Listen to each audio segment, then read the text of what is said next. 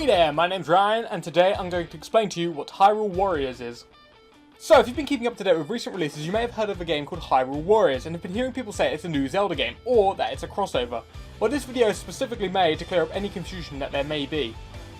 To start off, I'll say that Hyrule Warriors is not a crossover between Legend of Zelda and Dynasty Warriors, but rather a collaboration between the developers. The reason I say this is because the in-game universes never actually cross over. Now that's out of the way, I suppose it's time to tell you what the game is.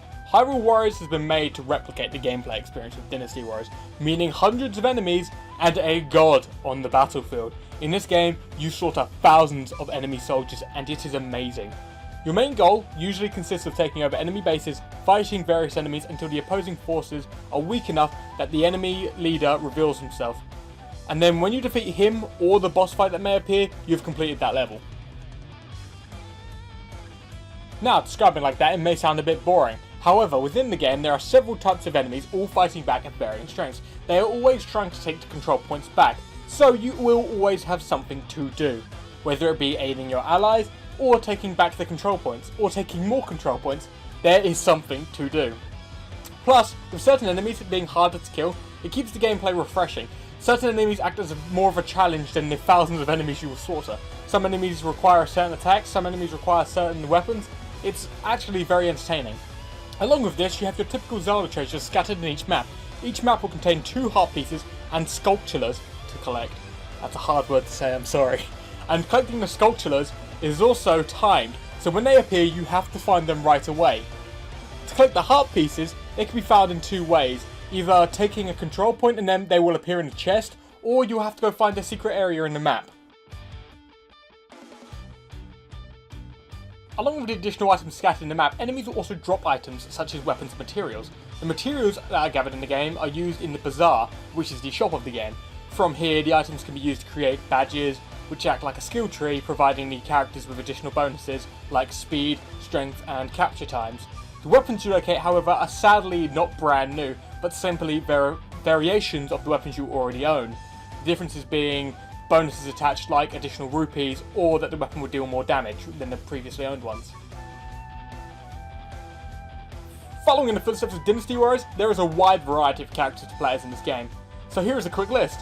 Link, Zelda, Impa, Ganon, Darunia, Princess Russo, Midna, Agatha, Fi, Zant, and Girahim.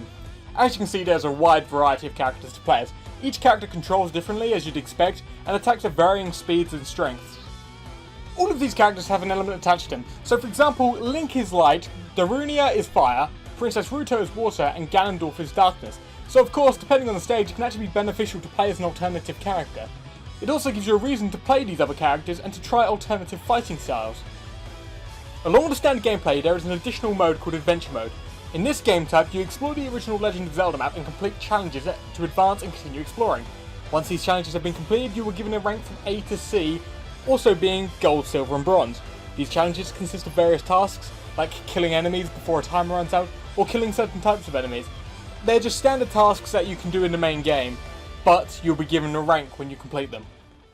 There is also a challenge mode to the game where you must complete a series of challenges in a single level. Similar to the adventure mode, but with a higher difficulty, as you have to complete several tasks in one sitting. And to obtain an A rank, you must get an A in each task. Finally, there is a cult mode to the game. However, I've been unable to play it as it is local play only and I do not have anyone to play it with. I would assume it is just like the regular story mode, but with a second person. Now for me, when this game was first announced, my first question was, story? Is there one? If so, is it good? And does it somehow tie the characters from the different Zelda games together without ruining the lore? And to that I say, yes, yes, and yes.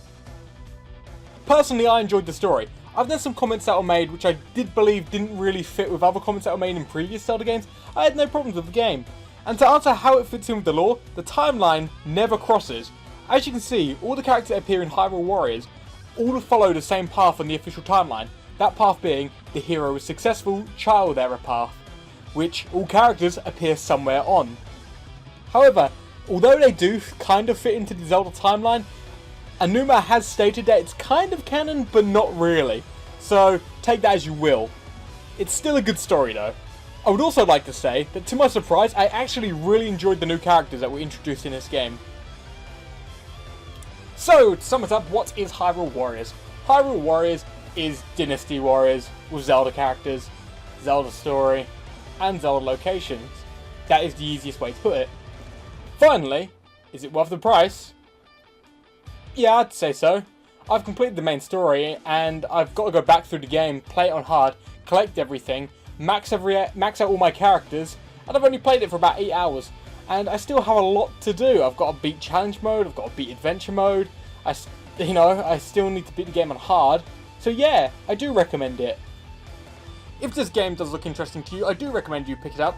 Links will be in the description for Amazon, UK and US, and you can find your regional equivalent. Also, in the description you will find the sources to all the videos that have been used. So, thanks for watching.